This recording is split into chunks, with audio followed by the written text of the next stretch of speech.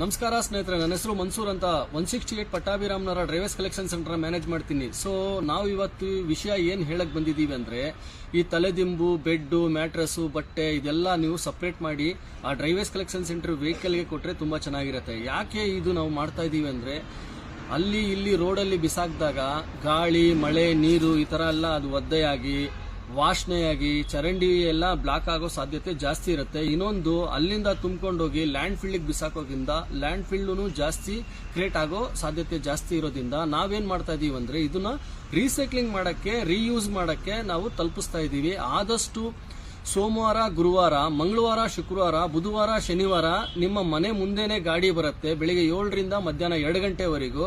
So ದಯವಿಟ್ಟು ಆ ವೆಹಿಕಲ್ಗೆ ಕೊಡಬೇಕು ಅಂತ ನಾವು ವಿನಂತಿಯಿಂದ ಕೇಳ್ಕೊಳ್ತೀವಿ. ಮತ್ತೊಮ್ಮೆ ಹೇಳ್ತಾ ಇದ್ದೀನಿ, ಬೆಡ್ಡು, ಮ್ಯಾಟ್ರಸ್ಸು, ತಲೆದಿಂಬು, ಪ್ಯಾಂಟು, ಶರ್ಟು,